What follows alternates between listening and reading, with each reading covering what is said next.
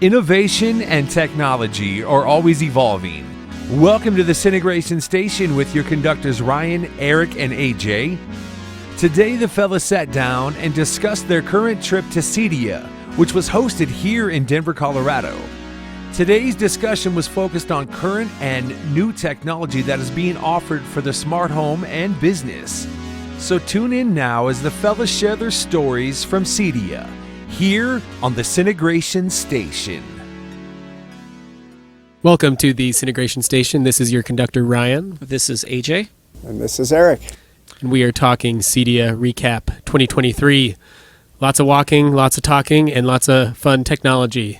Yeah, it was interesting. You know, we wanted to kind of look back at some of the cool things we saw, and you know, it was some. I mean, I saw a lot of newer. I guess I didn't see a lot of radically new technology, but I saw more refinement in that technology. Like I saw speakers that were just better. IP controlled devices are now more IP controlled than they were before. What did you see? What did I saw a madhouse of people, but luckily, yeah, it was here in Denver, so the madhouse didn't affect us too much. No airports required, just a simple train ride or a car ride.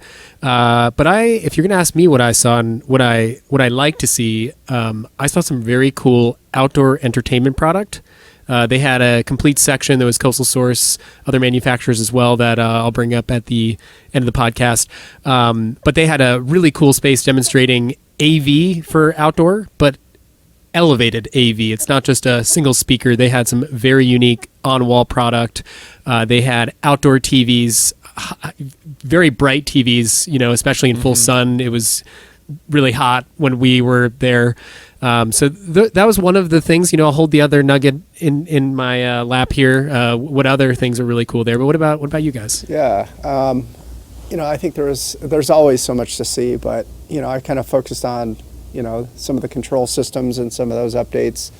I was pretty impressed by Josh AI and their advancements into becoming a control system. I think that's actually pretty important, and I'm really interested in, you know, seeing where they're going to go with that and working with other manufacturers to expand their sandbox, basically. Because you've been selling control systems for like 20 years. 20 years. Yeah. Mm-hmm. So what about this particular control system are you excited about compared to what you've seen, you know, in the last couple of decades? I mean, voice is, you know, one of the, you know, Josh's take on everything. It starts with voice. No button press required. You don't have now they have a remote, but you know, you can still voice a lot of the commands, but you also have a remote, and then now you have an entry level control system that you can control like up to 100 devices, I think is the entry point. Like a plug and play control system. Yep, it's very user friendly, easy for an end user to actually program and control and do some of their own things, but also has some advanced, you know, level programming on the back end where, you know, we can come in and help out as well. So that was an important thing for me to see. Yeah, the user experience on Josh was really nice. I mean, it's elegant, it's refreshing. Customers have little to zero requirement to walk through or demo. I don't have to explain to somebody how to use it. It's just intuitive. Yeah. It does have a rather small sandbox. It is starting out. So Josh is now stepping into the fully automated space without using a subsidiary controller like a Control4 system to do that. In that case, everything would just work perfectly with Josh if it's part of that sandbox approach. Mm-hmm, correct. There are things it's missing.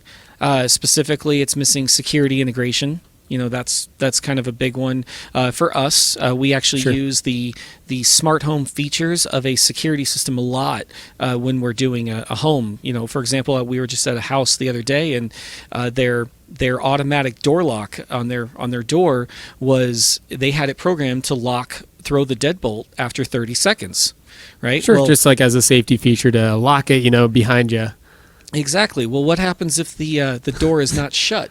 Like After leave that the 30 door seconds, open. it opens and then the door whacks shut. Ah. And That'll make a nice mark on expensive trim work on a beautiful front door. Yeah. Yep. And so integrating a security system Yeah. into your smart home allows the dealer to know if that door is closed before throwing the bolt. And so those features are coming from Josh. We can still use Control 4 Yeah. for him. That's such a unique example because it's like you don't know about that problem until you have that problem. Right. And you're like, you don't want to ruin the very expensive trim on this beautiful wood door. And you can also mess the lock up. And that's really what we see a lot of times is the bolt comes out, the door gets slammed, and now suddenly the internal mechanism of the lock is damaged or in some way messed up. It's so in depth how much the control system can add, safety features.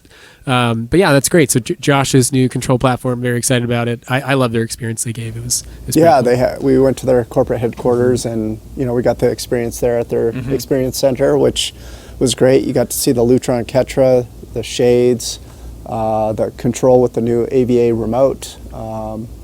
Yeah, it was a cool experience. And I almost thought I was in the scene in like Bruce Almighty when you go to their like level. We got off on the elevator. It was just a completely empty concrete Yes. floor wrapped around Yeah. with windows in Yeah. downtown Denver. I'm like, That's right. we about to go into another universe. But very cool building, very cool company, and excited to bring their product lines on. yeah, definitely. Yeah, it was cool. What did you think of the remote? And more specifically, what did you guys think of the Ava remote? Well, the Ava it's the same. specific remote. With the wheel, it was like it's unique because I've Right. never felt a remote that had that. It was just a screen, but it had this tactile button wheel, which is just really cool. I mean, that was kind of a new take, more innovative remote Yeah. where it looks very much like a touchscreen, but still gives you that look and feel of a gummy, almost like a button to press. Yeah. Yeah, I'm not sure how long term that solution would work. Yeah. I've never seen a remote like that. I think And- it's good for the younger generation, but like the hard button remotes, like the Halos from Control 4, I think are still the better remotes for people who want hard buttons, and it kind of appeals to everybody. Whereas Shout out to the Control Ava 4. remote's really good, but again, for a younger generation, not as user friendly maybe, but I mean, it's cool. So Yeah, we love our Halo. It definitely had Yeah. some weirdness when we first got it.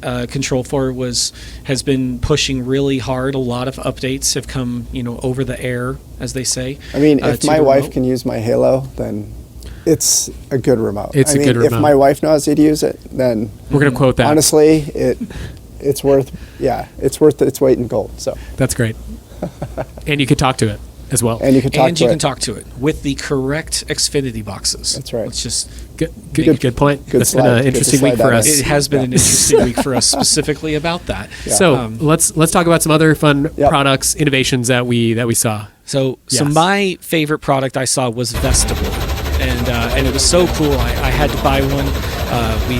Ryan and I met How much with are the- they? They are, I believe, MSRP is $3,300, and so it's a what was it, about 40-inch wide TV. It's not a TV. It is a way to convey digital messaging in an analog format. Ooh, good explanation. That was my an cool expensive elevator ticker. pitch. It is. We have like screen numbness. I feel like sometimes where I'll like see the biggest TV video while I'm like, that's cool, but like my eyes kind of hurt. So this is like it's easy on the eyes and it's fun and interactive. Yeah, it makes noise. So if you're familiar with other countries, in the past they had those roller wheel things at the airports, train like a stations, trains. yeah. The ticker, the stock ticker. Yeah, exactly. That's right. And so you get that noise. And so imagine from your iPhone or possibly from Josh or Control 4, you can program, tell my kids I love you or I love you, Dad, and then that could pop up on the screen. That was actually I read the bio on the company, and that was the original use case for it. The owner, the original creator of Vestaboard, wanted to send his daughter messages digitally, and he wanted a unique way to grab her attention, and that little whoosh sound grabs your, you have to look. Oh, everybody flocks to the board. What's the message on the board? I remember I went to Brazil with my brothers when I was 18, and it was the first time I'd ever seen one of those ticker boards. Was in the São Paulo airport, and my brothers and I, we were just sitting there, just dumbstruck, just. That is the coolest thing I have ever seen in my whole life. And my dad was like, he's been to 40 countries in his life, and he's like, "What? Come on, let's go. We're gonna be late." And I think you kind of spelled it out. It's the coolest thing I've seen in my whole life. Is kind of an amazing concept. So for us to just have that little bit in our showroom where we can say, "Here's a really cool product." Not for everybody, but it is. Some people really connect with it when they see it. Yeah, it's unique. It's again, it's definitely not for everybody. I think if it was going nonstop with just nonstop changing messages, I think the noise would get a little annoying. And if you call us and use promo code Syntegration, we'll charge you full price still. Yes, because we get charged full price. So. That's so true. we don't get a discount either. But check it out; it's a very cool product. So that's cool. Yeah, the other thing that we saw, Soundtech, those guys were nice enough to schedule a after party showing after CEDIA. Eric and I got to with a bunch of other dealers. We got to go see the Anthony Gramani and Storm Audio sound system, and holy cow, was it nice! It was. So break that up. So could you high level? Why is that such an impactful thing, that person's name and that type of Storm Audio system? Like, what does that mean to you? So Anthony Gramani, as long as I've been doing this, everybody who's done home theaters knows that person's name. He is the OG of acoustical theater design, calibration, look. He's the grandmaster. And so he actually during the meeting, somebody asked him, why did you suddenly get into speakers? He's been doing building his own speakers. After all these years, why? Labeled Gramani speakers. So so his exact his answer was he needed a speaker that he could fully remotely configure and deploy. So he needed an IP grade speaker that still had all the specs of a high-end speaker, high-end, all of that. But he needed to be able to calibrate it, to change the crossovers, to change how the amplifiers worked, and all these things remotely. And by doing so, he can then dynamically change the way the room works, the acoustics work in the room. He can just technology has gotten far enough along for him to realize this vision of creating the best acoustic design. So it's kind of like, two things have met. It's speaker technology, IP related systems, and that's very cool. He just wants to be at the beach and do his job there, configure everything remotely. I mean, I see that. Don't you want to do that? I mean, yeah. If I could have a margarita on the beach and program a Lutron lighting system, that doesn't sound too terrible. Yeah. Unless it doesn't work. Then you're just stressing, and you're hot, and you got sand. But we know what we're doing, so. But it was very cool. I'd say the idea of a remotely IP controlled speaker really resonated with me. We even talked about this. Is I don't even want to sell a product if it's not fully IP controllable, and it's because it's difficult to service that person remotely. I mean, if something breaks, I literally have to go there if it's not IP controlled. It's like saying you want a camera system, but you don't want to remotely see your cameras. I'll sign into the DVR remotely. It's on site. It's just a bigger scale. It's other products also need that type of service where you can see analytic status when you're not on top of the device. At the theater, the Gramani Design Theater. What was it? A video wall? Was it a projector? Was it? It was a projection screen. Barco, I believe, was the. I think it was Barco. I believe it was the projection company. Stewart. It was Storm Audio was the amplification and processing, and then Gramani Systems it was the speakers, Very cool. and there was some other things as well in the theater, and it was stellar. I mean, when we walked out of the theater, they asked us, how did you like it? What did you think? And my first response was during the demonstration, they showed us it was an indie rock festival kind of concert. And I walked out and I was like, I don't even like that music. And I would have listened to an entire hour set of that in that room. I mean, it was just amazing. That's the defining. bass was just, it was deep but perfect and balanced, and the highs were there, yet not hurting my ears at any level. I just need to listen to the right speakers for Taylor Swift, and she's going to become my favorite artist after that. You're a Swiftie? Not yet. Not yet. You can be. So, Eric, you any other systems that you were excited about? So I think I saw a lot of the lighting. So I got to go to Prolux, American Lighting. Yep. I got to go to Casa Bonita with them. So that was the a fun. Casa Bonita. The Casa Bonita on Colfax. I have with, not even.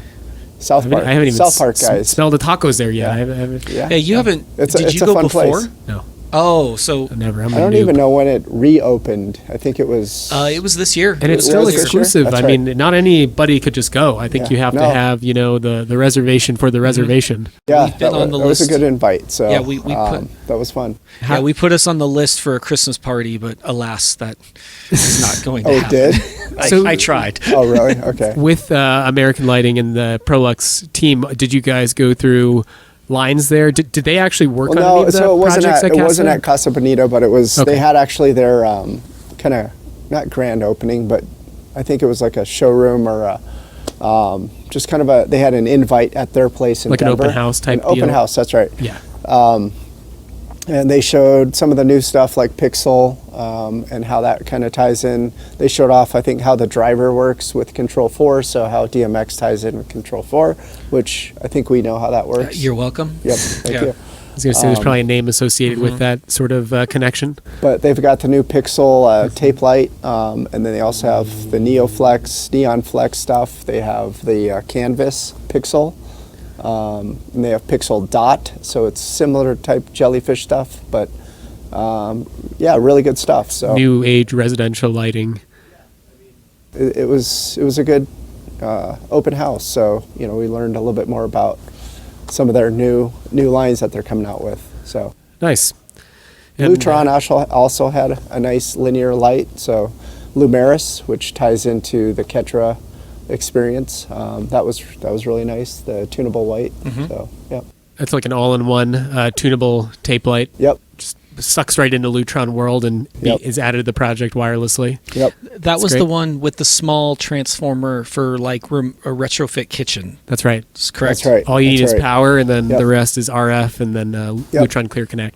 Last was thing I pretty wanted cool. to talk about is power, because we recently, did the episode with power with Mark and Michael, and that was a big thing this year. That wasn't a big thing the last couple of years. I mean, you usually see UPS's power conditioners, but this is whole home stuff. These are power conditioners that running the entire house, or large AV rack systems, modular battery systems.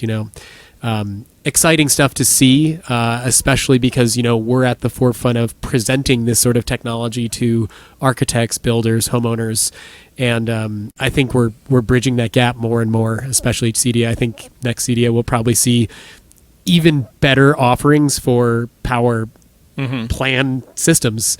I don't even know how to explain it, but the power plan, it's there. There's products, and it will make your house a better home by planning what the power needs to be. Yeah, the power has been big. We've actually restructured a lot of our proposals and our future procedures to be more in line with some better remote power management technologies and battery backups intertwined. Rosewater obviously is your complete house system. It would require you to totally rechange how your electrical is going in your home in order to install. So Sure. it's been an interesting product to work into our mix. Sure. And it's like I consider it like the filter to the house. I mean, it's like you put a water filter in to get clean water throughout the entirety of the house. You got to put a clean filter in power going to your panels and all the subsequent tech related items. Yeah, that's a good way to explain it. I think that makes good sense. Yeah, a filter. It's a filter. Great. Yeah. So anything else you guys saw? I mean, we saw it was really nice, back in Denver. Obviously, we one of the Yeah. cool things about it being in Denver is that our whole team gets to go.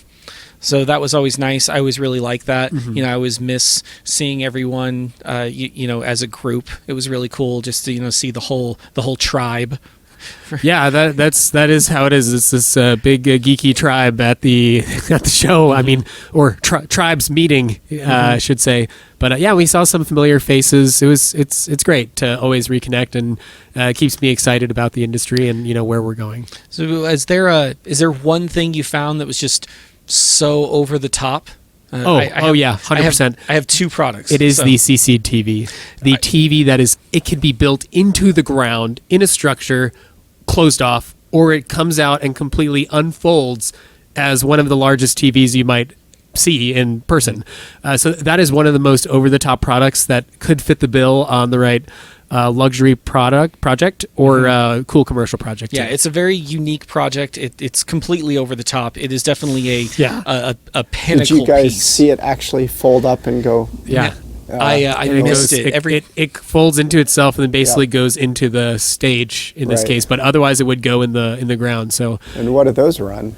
What? 300,000, I believe, is what they told us. I think it depends too because of the cost for construction that's related to the install. Because if you want it to go in the ground, you actually need to bring in a contractor and probably go through those processes. But you're spending a couple $100,000 on a big beautiful TV that lives outside. And motorized. Fully motorized. It is a very cool product. Well, and then they had all those big micro LED TVs that you could put outside too, like Planar or I think LG. Yeah, but it doesn't Samsung. fold into a ball. Fold. No, that's the coolest thing. Yeah, it's unique. But that was pretty unique. I feel like I didn't really see any lines, but I'm sure it's harder for them to hide the lines for that type of TV. But like you're pointing out, it's the same technology, basically. Are fantastic to fold up like that. That Planar 140-inch TV was of all the large base TVs. That was my favorite. The one I saw, but that was pretty nice. It was very cool. It's funny. We talked about how we're like, is there gonna be enough to talk about for CEDIA? And we could just keep on riffing on all the really cool tech. Last call. Any other special technology that we want to bring to the public's attention? So I wanted to bring up Jason Dockery with Soundtech. Actually took me over at the very end to go see a company called Island. I believe it's called Island Routers or Island Network Technology. I actually need to speak with you guys later about it. I remember seeing them, and it's an interesting product. It allows you to from a high level. It allows you to group network devices together and associate them as a single client for permissions.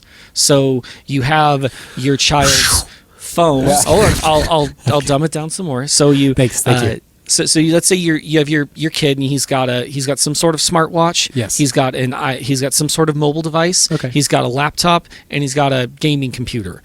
So from the network's point of view, you can associate all of those with, Jeremy's system. And so from there you can block Netflix, YouTube, certain websites to those specific IP addresses in the bundle. Yeah. So it's like consolidates. It makes like networking a little bit more simple from an ownership standpoint. Like that person's devices are all kind of in the same group. That's a unique way to look at networking instead of the individual devices only. I think we're going to need to talk more about networking in an upcoming Syntegration Station podcast. That would be really cool. I think it's come a long way. We definitely do some unique things with our networks that are pretty interesting. And does internet come from the sky or does it come from the cloud? It's all around the cloud. us. That's right. It's the cloud. The internet comes from the cloud. Air. It's around us. Well, the people will learn us. about our take on network because we deal with it every day. Just don't trip over that wire that's outside the building. Yeah, the fiber line, your email fiber optic fishing line. Yeah. The way I tell it to people is you're only wireless to the nearest hardwired station. It seems like you're wireless, but you're not. You're just at the end of the line. You're at the very tail end of the line, and everything from that point on. I mean, there are hundreds of massive fiber optic cables in the ocean dragging this data around. Yeah. Well, we're going to talk about all these fiber optic cables on the next Syntegration will. Station podcast. All right, I think we are out of time. This is your conductor Ryan with the Syntegration Station, All right, this is AJ. And this is Eric. and we will catch you next time. All right, thanks, Talking guys. See ya. tech. Another successful trip to CEDIA. New innovations, new technologies, and so much more. You've been listening to the Syntegration Station. You can find the podcast on every major platform: Anchor, Amazon, iHeartRadio, Spotify, and YouTube. Please go like, subscribe, share with a friend, leave a comment or a question. And until next time, stay smart.